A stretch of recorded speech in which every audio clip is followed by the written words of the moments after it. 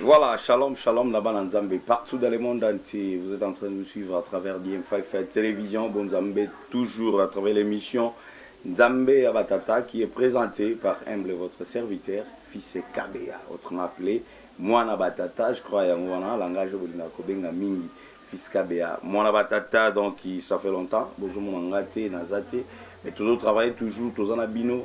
Namolimo Ndenge Tolobaka, toujours une grande salutation à l'homme dédié, l'apôtre Daniel Mungongo, et pourquoi pas à Mama Dina Kikala Nzambe, à Sali Grâce, je crois qu'il y a des gens. Et l'ongo Thomas à Londres, Kuna, merci na Mama Nana, Lumaya, la motivatrice, Yagile Kikala, toute la famille Kikala et toute la famille Mungongo. Voilà, merci aussi à Doba Salissa qui est à la réalisation de cette émission, et pourquoi pas, on a lu Lumona, big salutation à toi, big salutation à ma grande sœur. Gérardine Tawaba, Bem Malonda, salutations, Nayo, ici au Kolanda Bicho, qui met en colo et Zala Nayo. Voilà, j'ai le plaisir de voir pour vous un grand homme de Dieu de notre pays, la République démocratique du Congo. Mais ensemble, Nabino, Ndengedo Basadi Salobi, tout ça là, bango surprise, Bananion Sadi M5 Télévision Bonzambe, Bakolanda Bicho. Avec notre invité, nous allons présenter. Nautica, ça sera surprise pour vous. Yemo sa combo, peut vous comprendre. Il est qui? Je profite à les saluer. L'homme de Dieu, bonjour. Bonjour. Avant qu'on commence cette émission, je voudrais que vous puissiez se présenter. Les fidèles de DM5 Télévision sont nombreux devant pour cette télévision en train de vous suivre. Vous donnez votre nom et puis votre rôle dans l'œuvre de Dieu. Que le Seigneur te bénisse richement pour ce moment qui pour moi est très important et capital et qui est programmé certains par la sagesse du Père. Je suis Mungongo Gabriel. Et déjà qu'à partir d'un nom, Mungongo veut dire la voix de celui qui crie dans le désert. Et Gabriel est un ange. Et mon nom coïncide avec mon appel. Alors je salue également tous les spectateurs de votre télévision qui nous suivez. Je suis persuadé et convaincu que nous allons passer des moments agréables avec le Seigneur qui va nous orienter jusqu'à la fin de cette mission. Voilà, merci beaucoup l'homme de Dieu. Vous avez bien compris qu'il est l'apôtre, il est le père Mungongo. Il est le père biologique de l'apôtre Daniel Mungongo. Ça va être ça la vidéo juste surprise. Je crois que vous avez à là. Vous allez toujours brancher, rester connecté, branché. C'est DM5 Télévision. L'homme de Dieu. Avant qu'on enchaîne avec notre émission, je voudrais que vous puissiez expliquer aux fidèles de Dieu qui est devant DM5 Télévision en train de nous suivre à travers l'émission Nzamba Batata, votre parcours. Papa Mungongo, Nzamba Zoye Wapi, Papa Mungongo, il était où jusqu'à aujourd'hui avec les dieux là? Ce sont des questions qui sont pertinentes, qui viennent tous sur bon point et qui sont capitales. Parce qu'on doit avoir une origine qu'on appelle la Genèse, un commencement avec le Seigneur. Je profite de cette opportunité et pour vous dire qu'il y a 3 temps forts qui indiquent des événements qui marquent la vie d'un homme de Dieu. Et dans chaque temps, il y a des événements qui sont des événements spirituels, qui n'ont rien à voir avec les événements politiques ou religieux ou scientifiques. Les événements spirituels sont des événements qui s'élèvent au-dessus de tous les événements et qui sont capitales et essentiels.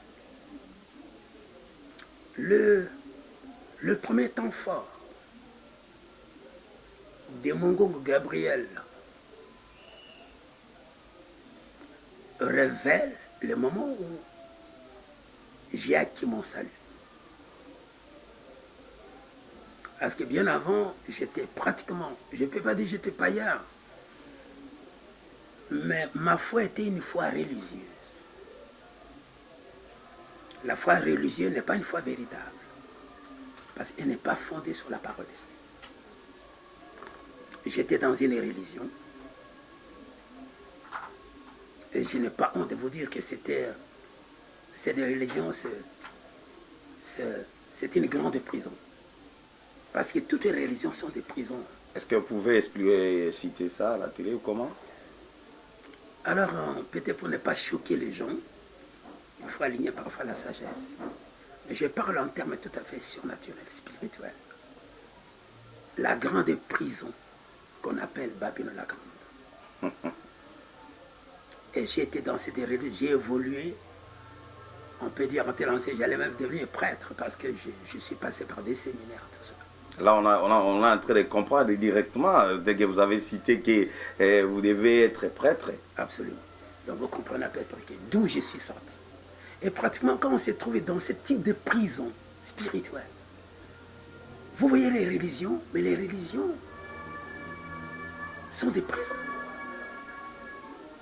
Beaucoup des enfants qui sont dans ces prisons, et les diables les bloquent dans cette prison, les empêchant de venir à la parole. Mais comme disons, Dieu fait chaque chose à son temps. Parce que la sagesse de Dieu conçoit d'abord. Dans la Bible dit, à Dieu seul sage. Il n'y a pas de sage. Le sage qui s'élève au-dessus de tous les sages, c'est Dieu. Et Dieu conçoit d'abord. On peut dire qu'il a un grand laboratoire. Et là, dans ces laboratoires, il conçoit. C'est-à-dire qu'il planifie. Et puis ensuite, tout ce qu'il a planifié, il le place dans un programme. Et puis tout ce qu'il a placé dans un programme, il fixe l'heure, le temps pour l'accomplissement de ces choses. Et quand le temps pour moi était arrivé pour que je puisse sortir de cette prison-là, Dieu a envoyé un homme. Tu sais, pour que Dieu agisse, il agit toujours à travers l'homme, pas à travers la religion. Dieu envoie toujours l'homme pour accomplir ses desseins. Et j'ai eu le privilège parce que le temps était arrivé. C'est comme si au-dedans de moi, il y avait des éléments de réponse qui pouvaient écouter la voix de Dieu. Autrement, c'était quasiment impossible de sortir de cette prison. Mais comme c'était le temps de Dieu et que j'étais porteur de la sémence de la prédestination. Alors quand cet homme est venu, il s'appelle Mouyengo, il est venu avec la parole. C'est lui qui vous avait enseigné la parole de Dieu. C'est lui qui m'a transmis l'évangile. Il s'appelle comment? Le pasteur Mouyengo. Mouyengo, voilà. Il était en Zambé Malam. Moi, je viens tout droit de la grande Babylone, où pratiquement il n'y a pas de Bible. En dehors de la... On ne vous montre pas la Bible. Il y a d'autres livres qu'on a des missels et des choses comme cela. C'est pour la première fois. Mais il y a des gros Bibles là-bas, ils sont en train de lire tous les dimanches. Ce n'est pas placé à cette époque-là, ce n'est pas placé à la portée de tout le monde. Même au petit séminaire, je n'ai jamais vu la Bible comme ça. Et mes petits détiennent la Bible. Ils détiennent la vérité captive. Ne voulant pas la proclamer pour la mettre à la disposition de tout le monde. Mais alors, quand il est venu, les paroles qui sortaient de son cœur, de sa bouche, m'ont pénétré, m'ont touché. Et quelque chose a dit à moi, voici la vérité qu'il cherchait depuis longtemps. Et la vérité a bondi, comme dit la Bible, vous connaîtrez la vérité. Et la vérité vous affranchira. Voilà donc comment est-ce que je suis sorti de cette prison. Et cet homme m'a orienté vers l'église Zambé Malam, qui était une église pathétique à cette époque-là, une église fondée sur la parole de Dieu. Et qui vivait un réveil sans pareil, mais authentique alors. Mon fils, aujourd'hui, ce que vous voyez, c'est la parole du réveil, c'est un faux réveil. Donc on a changé la parole de Dieu et... Pratiquement, c'est-à-dire aujourd'hui, c'est la profanation. La vraie réveil, le vrai réveil n'est plus là. Comment ça, l'homme de Dieu? Ce que nous vivons, c'est le faux. Il faut avoir les humains de l'esprit pour détecter ce qui est vrai, ce qui est vrai. Quand on était dans le vrai, et qu'à un certain moment, on voit que le faux entre, il s'infiltre, un homme de Dieu, un enfant de Dieu, reçoit l'alerte. Dieu le signale. Et Dieu ne fait rien sans avoir révélé son secret. Pas seulement au prophète, et à ses enfants. Le vrai réveil a été piétiné, détruit par les antichrists. Le vrai réveil que nous on a connu en Zamemala. Et l'homme de Dieu que Dieu avait utilisé d'une façon singulière et particulière à cette époque-là, c'était l'apôtre Adin Abala. Alors c'était quelque chose de pathétique. Un vent soufflait ici à Kinshasa. Moi, quand j'ai mordu le Seigneur, lorsque je me suis converti, j'ai obtenu mon salut, parce que salut veut dire la vie éternelle, ça dit je suis né dans le royaume de Dieu. Quelle métamorphose, quel changement. Quand j'ai rentré dans la maison chez moi, j'étais déjà marié, c'est comme si toute la maison, le mur souriait. Jamais tel jour n'a été ressenti dans ma vie. J'ai découvert quelque chose de nouvel. Et comme j'étais tellement passionné, la passion veut dire c'est l'amour démesuré du Seigneur. Ça m'a rendu fou. J'étais dopé de l'onction. Et à partir de ce moment-là, j'ai travaillé à l'hôtel de ville comme étant le secrétaire des divisions là-bas. Alors tout mon bureau était transformé en un champ de l'évangile. Il m'était donné de répandre l'évangile partout. Chez mes chefs hiérarchiques, même mes subalternes. Tu ne peux pas entrer dans mon bureau et rentrer comme ça. Non. Bref, Kinshasa était rempli des enseignements de l'évangile du Seigneur. Mais jusqu'à aujourd'hui, l'homme de Dieu, il y a des églises, les hommes de Dieu sont en train d'enseigner les peuples de Dieu, ils opèrent des miracles tous les jours. Le vrai du faux. Et ce que vous voyez sur le marché, très souvent quand vous placez sur la balance de la parole, vous allez trouver qu'il y a un faux derrière. Et comment on doit détecter ça? Alors, comme cet homme de Dieu, il est dans les faux, oui. Cet homme de Dieu, il est dans les vrais. Absolument. Il faut... cela demande qu'on puisse un peu grandir dans la parole. Un petit enfant ne discerne rien. Il ne peut même pas discerner les pétroles et de l'eau normale. Mais il est encore gosse. Mais donner autant aux petits enfants, comme dit la Bible, comme dit un proverbe, petit poisson deviendra grand. Et lorsqu'on est devenu grand dans la connaissance de la parole du Seigneur. Vous pouvez mettre les gens sur la balance, parce que la parole est une balance. Comme dit la Bible, la balance faux est en horreur à l'éternel. Mais la balance juste est agréable. Il y a le faux et le juste. Vous voyez? Et quand vous êtes habité dans ces choses, même si quelqu'un parle, vous sentez qu'au-dedans de toi, il y a quelque chose qui est stiquant, qui refoule. Vous êtes devenu une habitation de la parole, pas de la religion, s'il vous plaît. Aujourd'hui, les gens habitent dans les églises, ils s'habitent pas dans la parole. Ils connaissent l'église, mais ils ne connaissent pas la parole. Et l'homme de Dieu, excusez-nous, et quelle est la différence entre la personne qui est habitée dans la parole et la personne qui est habitée dans l'évangile? Est-ce que vous pouvez nous expliquer ça? La personne qui habite dans la parole de Dieu, l'évangile c'est la parole. Tu peux dire quelle est la différence entre quelqu'un qui habite dans l'église et dans la parole. Oui. Mais tu vas le connaître, un homme qui habite dans la parole, c'est un homme qui est transformé. C'est la parole qui touche, c'est la parole qui corrige, c'est la parole qui réajuste, qui débosselle, qui redresse, et qui rend pur. Ce n'est pas la religion, ce n'est pas l'église. Tu peux être dans une église pendant des années, mais tu ne changes pas parce que tu ne captes pas la parole. Mais lorsque la parole qui a créé toutes choses entre dedans de toi, mais elle apporte un changement remarquable. Et ce n'est même pas toi qui seras le premier. Bien sûr, tu vas commencer à sentir au-dedans de toi-même parce que tu vis la parole qui est au-dedans de toi. Mais les autres verront qu'il y a une différence au-dedans de toi. Il y a des mauvaises habitudes qui tombent. Le péché tombe. L'hypocrisie tombe. Les œuvres de la chair tombent. Vous êtes éloigné de ces choses parce que la parole est venue pour nous séparer. C'est une épée à double tranchant, mon fils. Et lorsqu'elle est prêchée dans son efficacité, comme dit la Bible, la parole de Dieu, elle est vivante. Elle est efficace. Plus tranchant qu'une épée à deux tranchants. Elle pénètre dedans. Et tout au long de son parcours dedans, de ton esprit, ton âme et ton corps, vous voulez des traces. L'homme de Dieu, il y a plusieurs gens qui sont en train de poser des questions. Il dit que c'est comme constant, je suis en train de constater.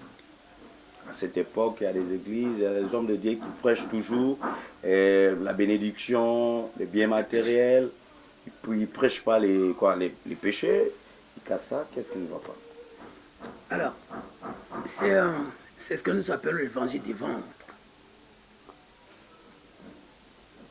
Comme dit l'apôtre Paul, plusieurs prêchent Christ un ennemi de la croix. Et cet évangile n'amène pas la transformation, le changement. Et cet évangile est un évangile qui conduit les gens vers la terre, vers la mort. Pour que les gens soient attachés au monde. Or, le monde passe avec tout ce qui est de ce monde. Mais la véritable évangile qui sort de la croix, parce que l'évangile vient de la bonne nouvelle. C'est une fois qu'on est dans l'évangile, dans la parole, il y a des bonnes choses qui sont engendrées automatiquement dans ta vie. Vous voyez comment est-ce que l'évangile a transformé bien des personnes. Même les bandits sur la croix, qui l'a transformé. C'est quand Jésus libère la parole. La parole qui sort de la bouche du Seigneur, je ne peux pas rentrer sans effet. Même quand je parle là. Lorsque quelqu'un ouvre son cœur et que cette parole entre dedans, il y a des étincelles. Mais c'est une puissance. Dieu est fort. Et la force de Dieu se trouve dans la parole. Et donc, prêcher aux gens le monde, c'est quelqu'un qui manque la vision céleste, qui ne voit pas le ciel, qui est aveuglé. Comme Samson, qui voyait le ciel, mais Delilah est venu et les Philistins ont troué les yeux à Samson. Lui qui voyait Dieu, au lieu de voir, il commençait à voir le monde. Et aujourd'hui, tous ces gens-là sont comme des aveugles. Mais nous avons une responsabilité d'amener le cœur à être branché, à être connecté avec Christ. C'est ça, nous. Nous sommes simples instruments. Et vous ne pouvez pas prêcher ce qui vient de vous-même ou ce qui vient du diable. Il y a pratiquement 3 sortes d'inspiration. L'inspiration qui vient du diable. Les diables copient, les diables imitent Dieu. Et comment on doit connaître ça? Justement, ce que j'ai en train de vous dire, il faut grandir. Oui. Ok? Quand la parole a grandi, elle a atteint les sommets, vous pouvez voir tout. Parce que quand vous atteignez les sommets, vous êtes tellement très pur. Et la pureté est un miroir. Et rien ne peut être caché devant un miroir. Tu vois l'écran de la télévision. Même quand tu t'habilles, tout doit te mirer, non? Oui. Mais la parole est un miroir. Alors, lorsqu'on a grandi, on est devenu les miroirs. Et même son cœur est devenu un écran géant.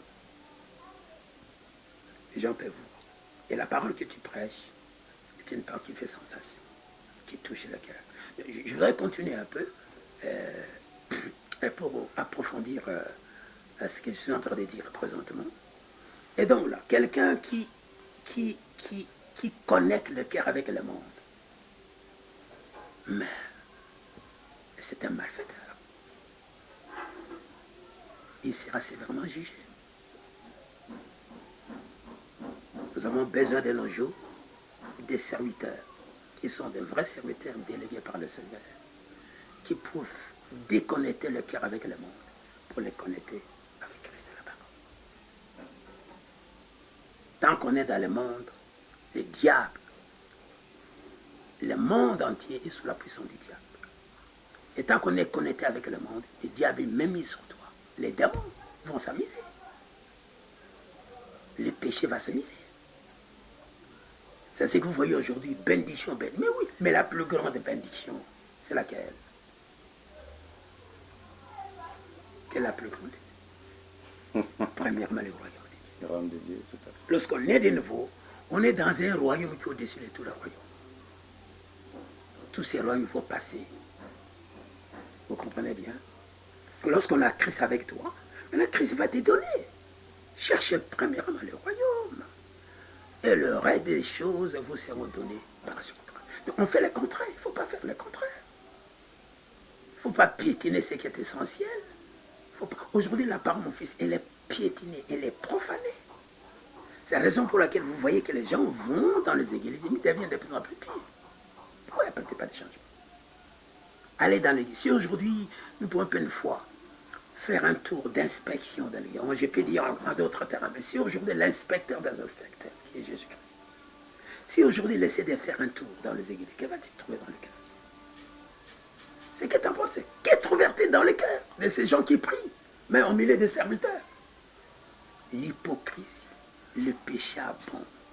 Mais il y a un homme de Dieu qui m'avait dit l'autre fois, l'homme de Dieu, excusez-nous, il m'a dit, Fils Kabea, si vous prêchez beaucoup les péchés dans l'église, vous risquerez que les fidèles puissent fuir dans l'église, vous restez seuls.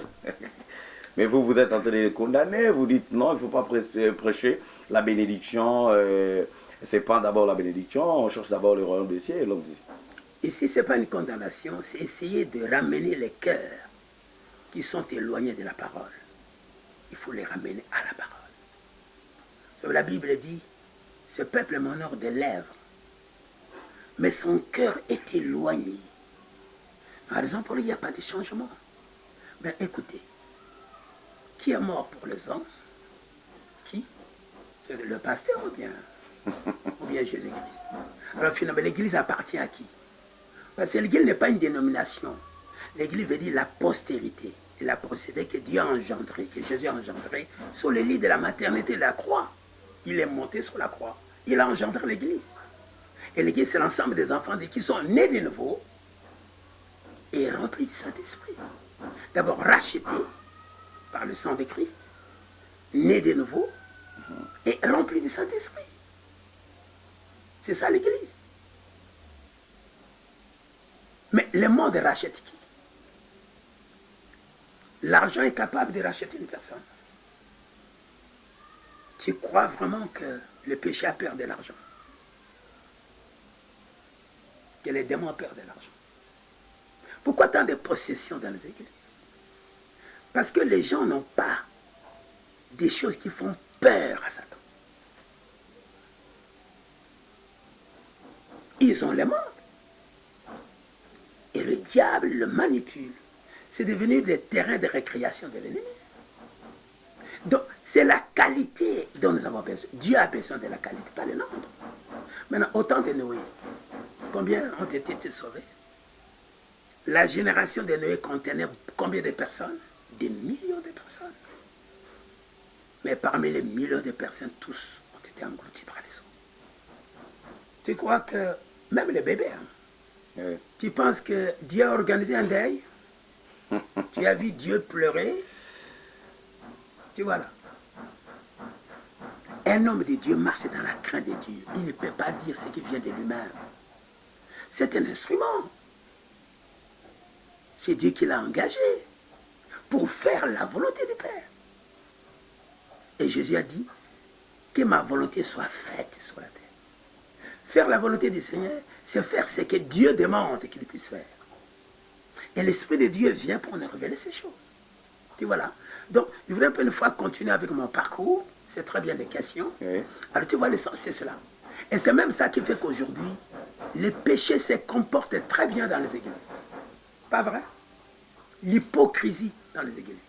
Quand on est dans l'église, on se montre comme un agneau. Hein. Surtout les hommes de Dieu congolais. Mais bien sûr, à partir de nous-mêmes.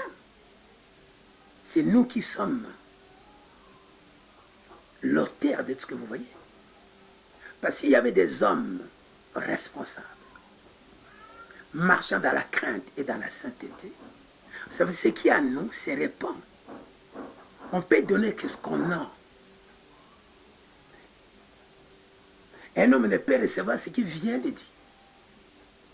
Et ce qui vient de Dieu triomphe. La victoire qui triomphe de ce monde, c'est notre foi à la parole qui vient du Seigneur. Et si c'était le cas, vous savez, comment quelqu'un peut être pur si toi-même tu n'es pas pur? Tu peux répondre? Comment si quelqu'un peut être saint si toi tu n'es pas saint? Comment quelqu'un peut être rempli du Saint-Esprit si toi tu n'es pas rempli du Saint-Esprit? Alors tu vois là où le bas blesse. Alors ça dépend de l'arbre sur lequel tu te tiens.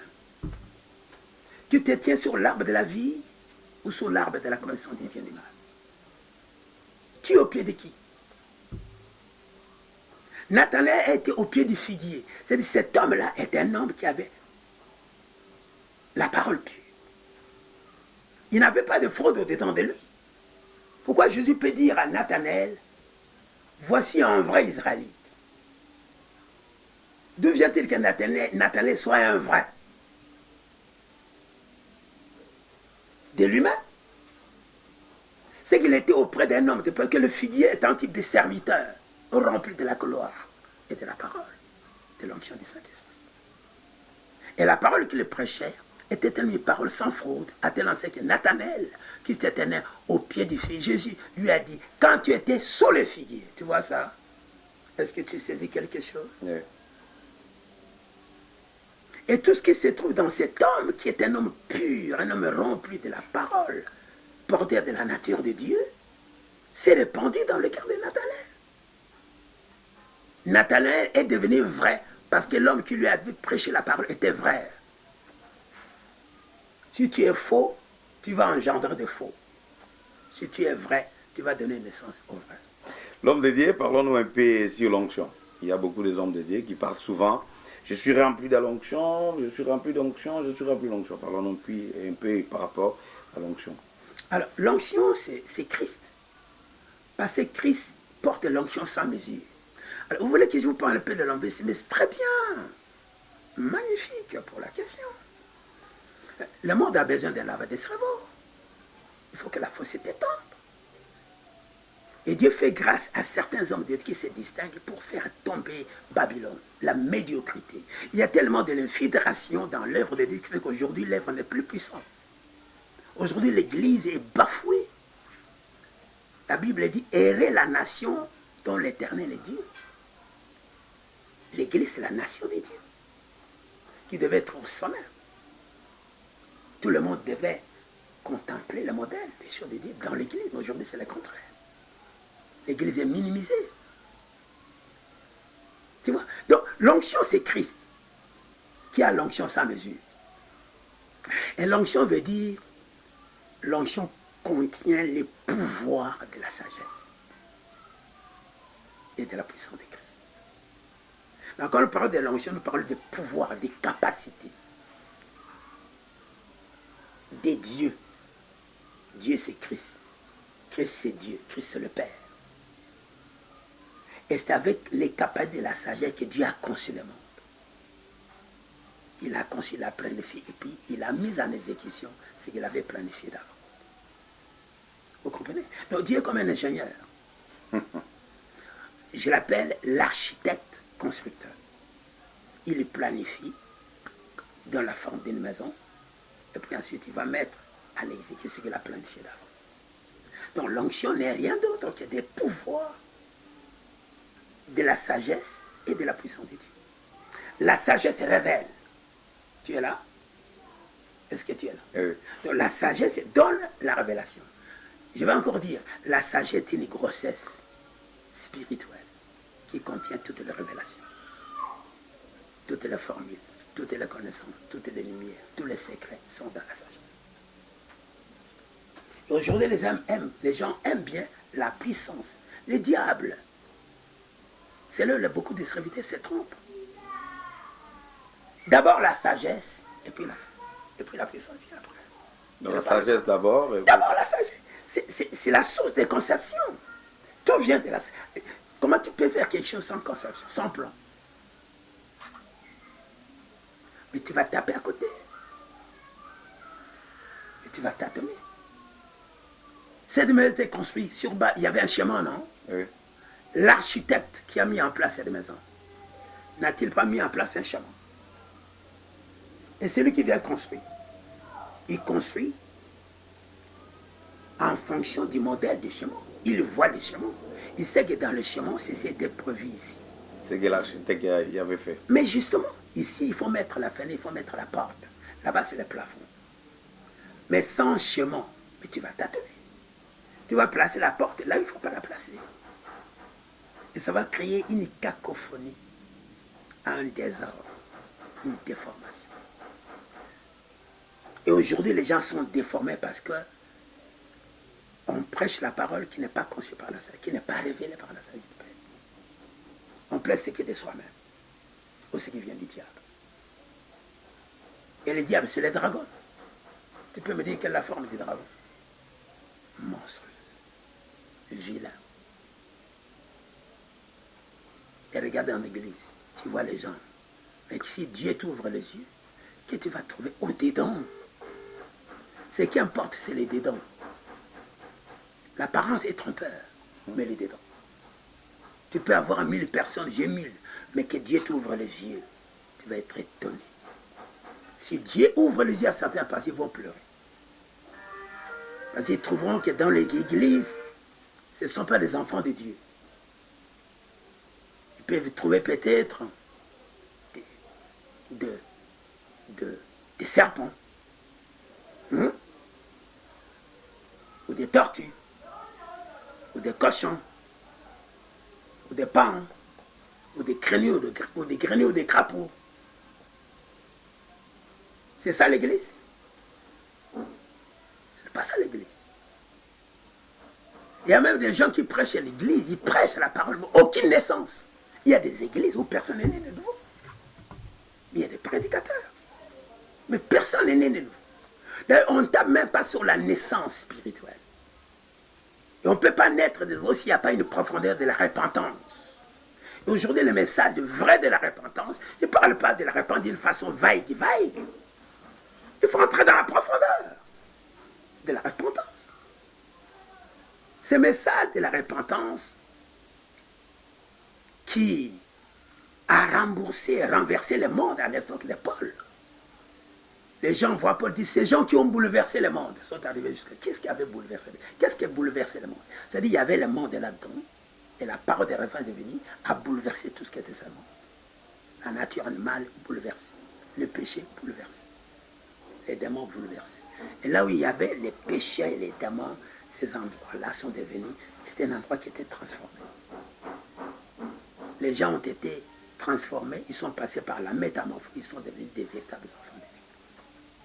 Voilà, merci l'homme de Dieu. Je crois que vous êtes en train de suivre partout dans le monde entier. Et vous avez compris que vous êtes devant l'enseignant, vous êtes devant un homme de Dieu. Il est en train d'expliquer, il est en train de décortiquer ce que Dieu a mis en lui. Et l'homme de Dieu, parle-nous un peu sur les 5 ministères.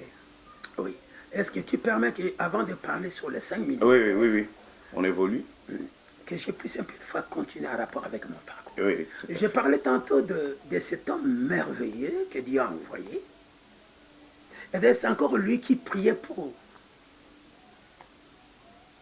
l'apôtre Daniel Mongo, mon fils qui est à Londres. Okay. À l'âge de 2 ans, il était sérieusement malade. C'est mon premier aîné. Et je le voyais mourir. J'avais des moyens. Et à cette époque-là, nous, on se faisait soigner à la polyclinique d'Engaliem. C'est là où on se faisait soigner. Et même cet enfant est né là-bas. Mais cet enfant, on lui transfuse le sang. Aussitôt après la transfusion, le sang disparaît. Je ne comprenais pas le mystère. Là, c'est l'apôtre Daniel Mongo. Là, c'est lui. Votre fils biologique. Bien sûr. Voilà. L'aîné de ma famille. Alors, j'étais dépassé. J'avais perdu le nord. J'étais plus tranquille. Parce que vous vous rendez compte, le premier fils qui est né, comme lui. Il était beau, hein? Et perdre cet enfant-là, je me suis dit, non, pas. Alors, au moment où j'étais abattu, parce que l'enfant mourait à mes yeux, avant qu'il ne soit trop tard. Vous savez, Jésus est l'intervenant des intervenants. Et avant qu'il ne soit trop tard, c'est toujours ce papa-là, Mouyengo, qui est venu.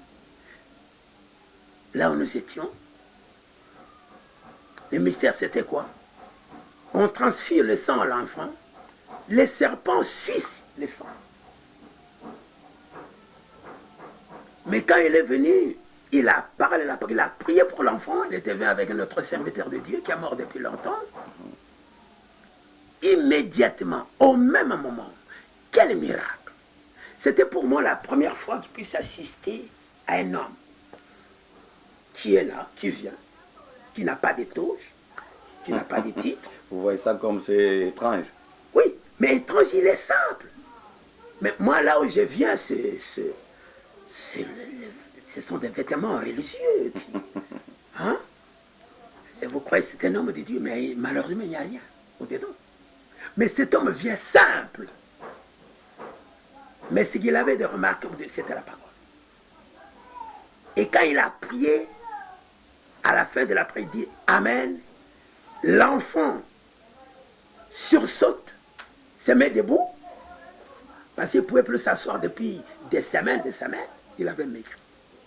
Il me dit, papa, j'ai faim, je peux manger. Waouh!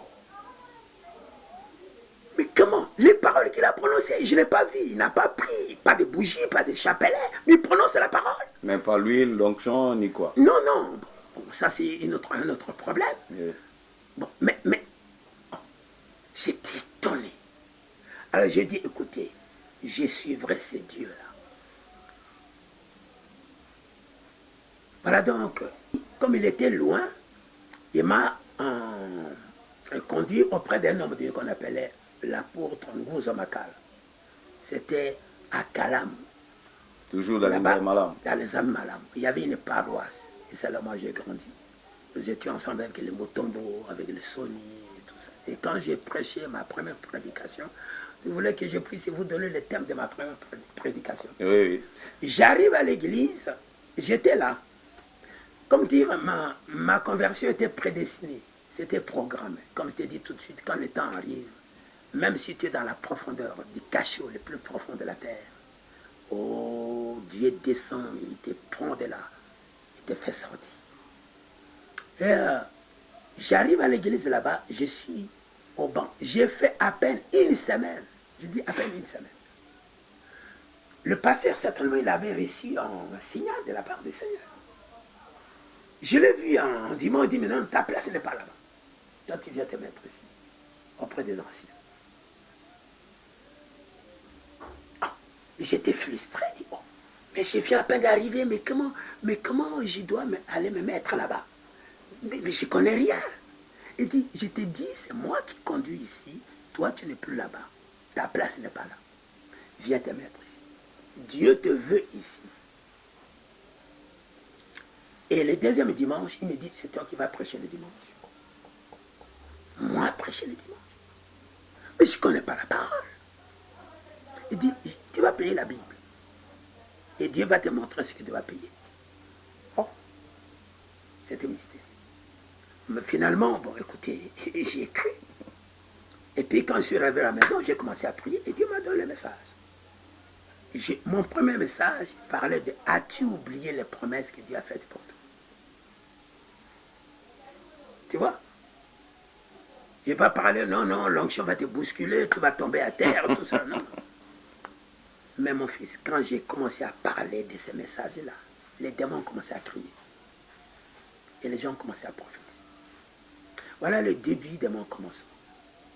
Et depuis là, je peux dire que ce que tu dois saisir maintenant, c'est que pour la vie d'un homme de Dieu, vous savez, la conversion d'un homme de Dieu n'est pas... Très souvent, il y a une différence avec les enfants de Dieu, mais avec les hommes de Dieu. Est-ce que vous pouvez nous donner quoi, l'exemple là? Oui, oui. La différence, est-ce que... La différence, c'est-à-dire que la conversion d'un homme de Dieu est frappante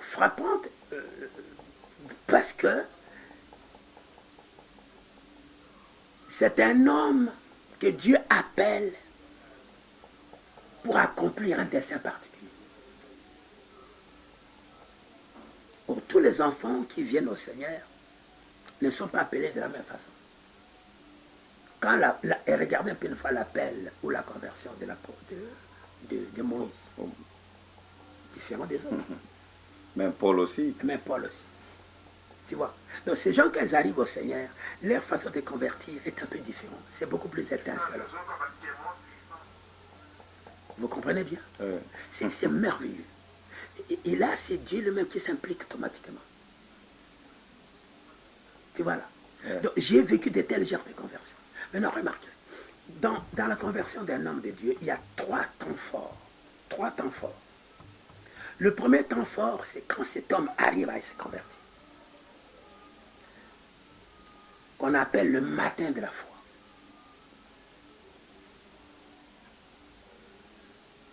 comme le soleil qui se lève. Il y a un matin, il y a un midi, puis il y a un soir. 3 temps forts. Et chaque temps est marqué par des événements particuliers, exceptionnels. Tout le monde n'est pas appelé à vivre ces événements. C'est juste pour les hommes de dire ça. Mais les hommes qui ont une mission spéciale, hein, mon fils.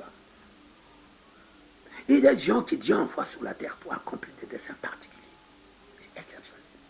Même leur langage, leur expression, leur vocabulaire, autrement. Il est dit de Jésus, lorsqu'on a envoyé des huissiers pour l'arrêter, ils sont amis, ils ne pouvaient pas l'arrêter. Parce que la parole coulait comme des fleuves. Et ces gens qui étaient venus avec des menottes pour lier Jésus-Christ, la parole qui sort de la bouche de Jésus a fait tomber les menottes. Et ils sont rentrés avec un témoin disant, oh, jamais personne n'a parlé comme celui-là. Oui, donc il y a un langage qui se distingue. Comme l'apôtre Paul dit, nous parlons un langage spirituel pour les choses qui sont spirituelles. Là, c'est autre chose.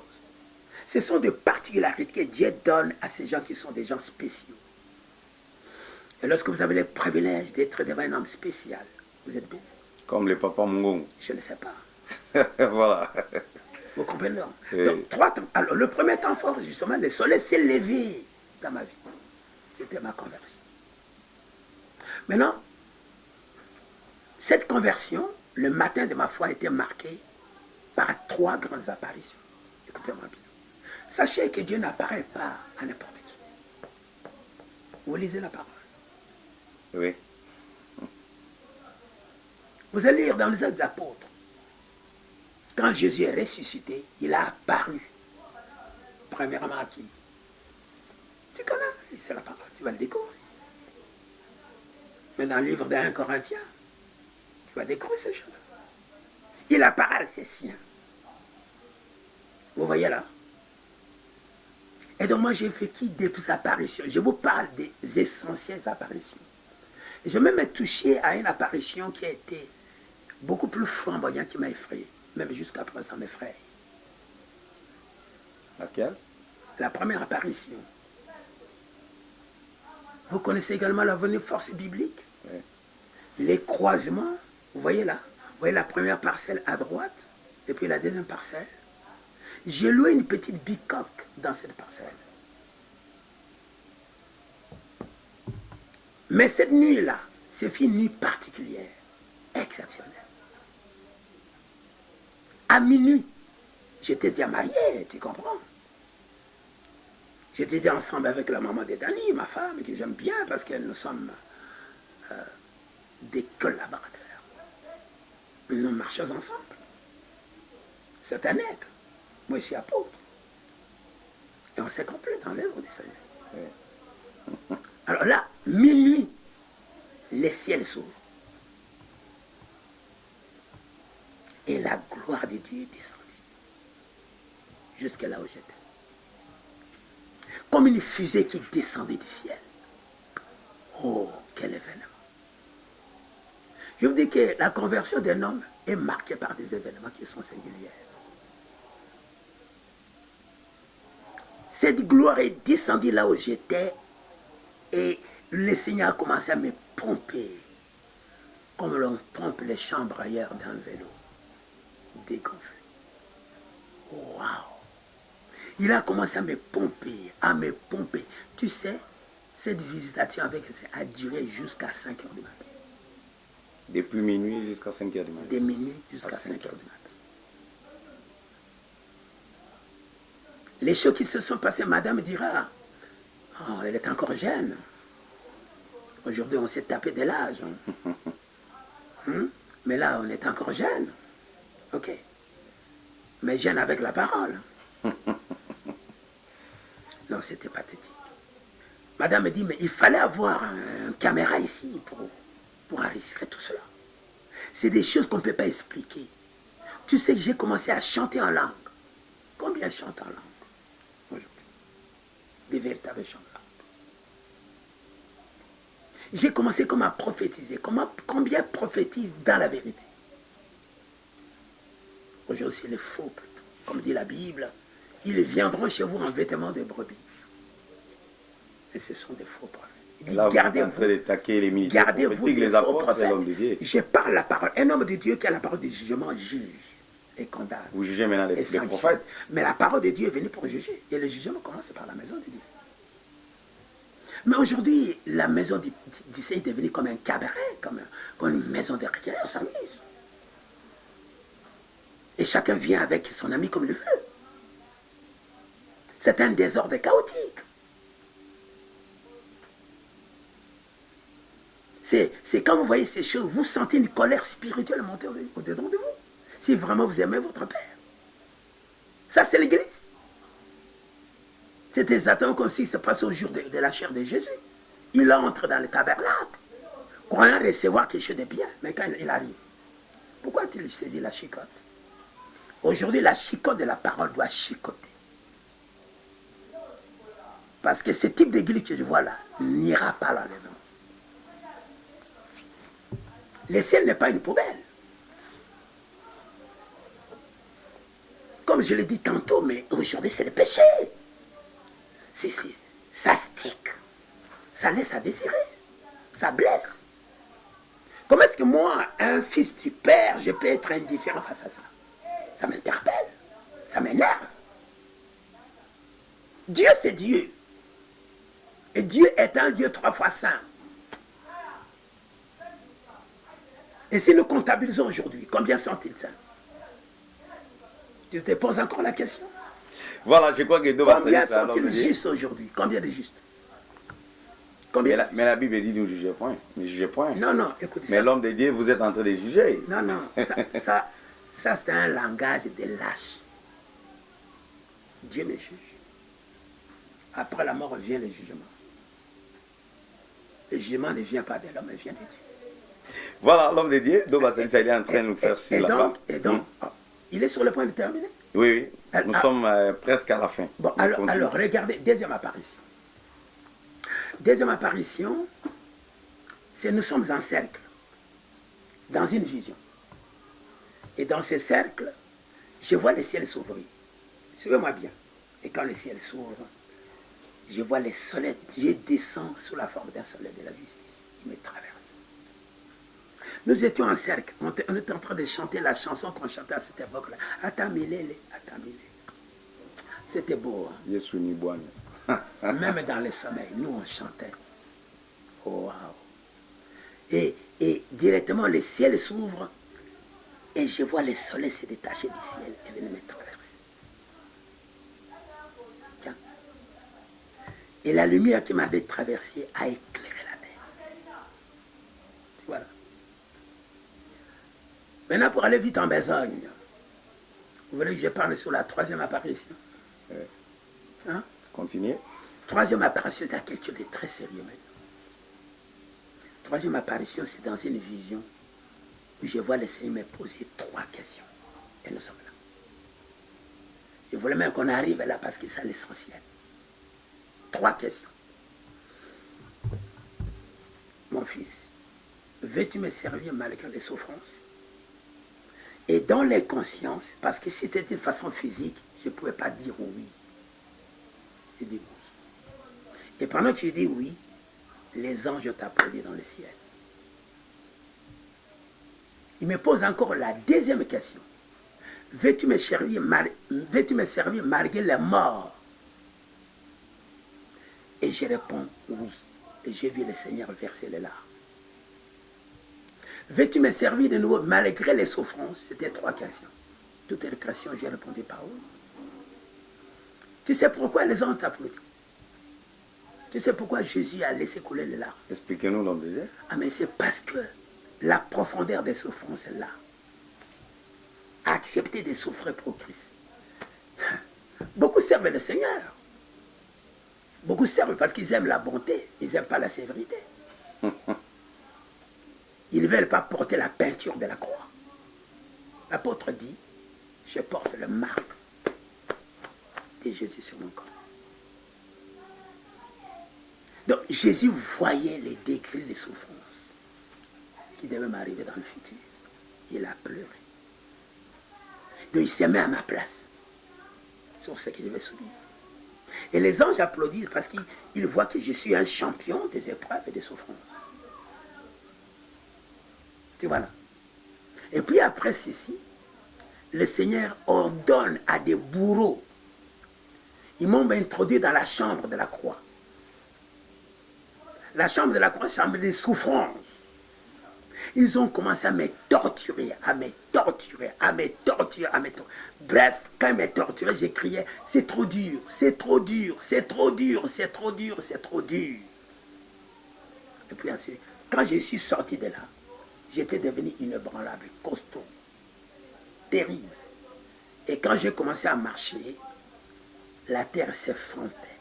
Elle s'effondrait. Voyez là. Parce que sans la souffrance, tu n'es rien. Tu comprends bien? Il n'y a pas de gloire sans souffrance.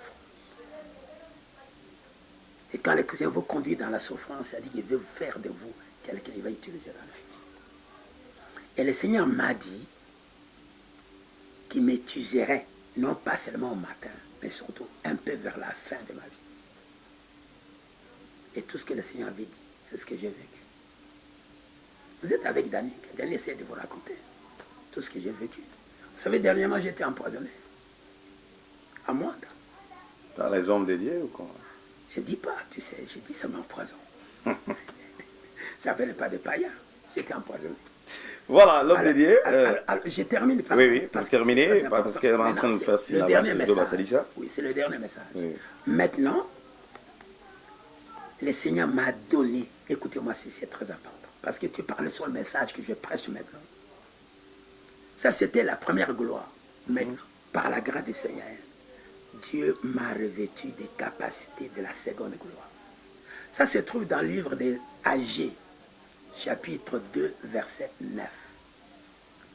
La gloire de la première maison, et puis la gloire de la deuxième maison. Et la Bible dit, la gloire de la deuxième maison va dépasser celle de la première maison. C'est là où je suis présent. Donc aujourd'hui, Dieu m'a fait voir qu'ici, dans notre pays, à l'exception de quelques églises, il faut les compter à bout de dos. Beaucoup d'églises sont dans un faux réveil. Le vrai réveil que nous, on a connu, à l'état des hommes malades, n'existe plus. L'église a perdu le vrai réveil. Et Dieu me donne une grande responsabilité d'engendrer un véritable nouveau réveil. Et ça, c'est assuré quand je suis assuré. Il m'a ravi en esprit. Il m'a fait voir dire, je vis une œuvre particulière que j'ai accomplie. Je vais l'accomplir avec toi. Tu vois là. Donc, je vous donne ces secrets-là. Et partout, depuis un certain temps, quand je vais quelque part, le Seigneur m'ouvre les portes. Quand cette gloire descend, les sorciers fuient. Tu m'entends bien? Quand cette gloire descend, les sorciers prennent la poutre de la eux-mêmes. Et ceux qui résistent sont attrapés la folie. Parce qu'aujourd'hui, les églises sont habitées par les sorciers. As-tu trouvé un sorcier dans l'église primitive? Dis-le-moi. Et aujourd'hui, pourquoi beaucoup de sorciers dans les églises? L'absence de la Shekinah de l'Éternel. En plus d'autres messages que j'ai pour préparer l'église en l'enlèvement. Ok? Oui. L'enlèvement, d'abord un message qu'on ne prêche pas aujourd'hui. Nous sommes convertis pour aller au ciel. Donc, ces messages-là sont des messages qui sont primordiaux, dont l'Église a besoin de présenter. Nous allons à l'Église, gloire à Dieu, Dieu béni, c'est vrai. Mais les véritables bénédictions sont d'abord spirituelles, et puis physiques, puis matérielles, puis financières. Ok? Nous devons taper d'abord ce qui est prioritaire, essentiel. Même quand il est là-bas, c'est très important. Ok? Cherchez premièrement le ciel. Il y a la pierre qui se détache sans le secours de qu'une main, qui va détruire tout ce qui est de ce monde.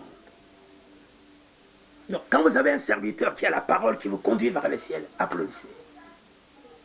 Ok? Donc, je termine pas maintenant par cela. Aujourd'hui, j'ai porté un grand fardeau. C'est la raison pour laquelle vous ne voyez pas en train de guindailler. Non, non. Je me tiens devant le Seigneur.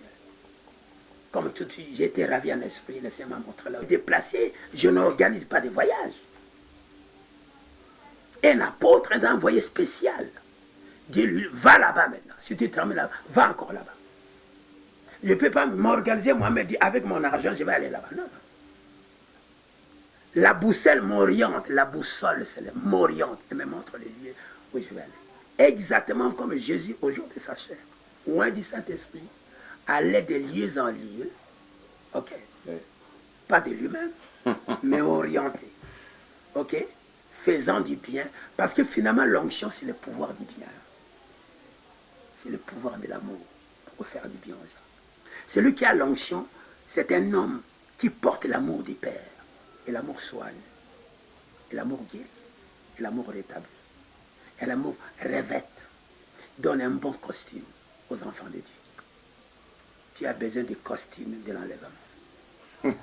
Voilà, l'homme de Dieu doit continuer la prochaine émission. Je crois que je voudrais annoncer, à la prochaine émission, on doit parler avec l'homme de Dieu concernant les 5 ministères. Et puis, il y a tant d'autres sujets, on doit discuter avec lui ensemble. Merci à tous les hommes de Dieu. L'homme de Dieu, vous êtes devant la caméra de Bassalissa. Je voudrais que, si vous avez un mot à parler, annoncer à l'église, corps du Christ, et puis on finit avec vous. Le dernier mot, merci pour l'opportunité, une fois de plus. Le dernier mot, c'est que l'église doit savoir se situer par rapport aux temps actuels. Et connaître l'homme que Dieu utilise dans ces temps-là. Et le message qu'il porte. Je vais encore dire que nous sommes à une seconde avant l'enlèvement. Vous voyez, tout se passe. Les gens ne lisent pas. La Bible dit, quand vous verrez l'abomination de la désolation établie en lieu saint, quand vous verrez, voir avec les yeux de l'esprit, il faut avoir une lecture sur les événements actuels et tirer des leçons et savoir comment vous devez vous comporter par rapport aux temps actuels. Et c'est le temps de gabander. Et c'est le temps de jouer. Tout ceci. Tu savais qu'un jour, on devait porter les cache-nez? Tu le savais? Mais pourquoi tout cela? Tu ne sais pas, aujourd'hui, le monde est en train de subir des frappes. Avant qu'Israël ne puisse sortir de l'Égypte, Dieu a envoyé un homme qu'on appelle Moïse. Il a frappé l'Égypte. Après le frappe, le peuple est sorti. Donc le dernier mot, c'est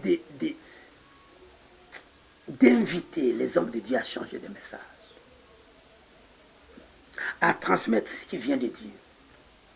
Ce que Dieu veut aujourd'hui, c'est de préparer son peuple à l'enlèvement. Ce que Dieu veut aujourd'hui, c'est que l'Église doit vivre un dernier réveil. Il y a une dernière pluie qu'on appelle la pluie de la dernière saison. C'est le temps que j'appelle la deuxième gloire. Parce que la deuxième gloire a plusieurs formes. Et peut se manifester sous la forme d'un ouragan. Ok? Hein? Au jour de la Pentecôte, c'était un vent impétueux. Maintenant, c'est l'ouragan.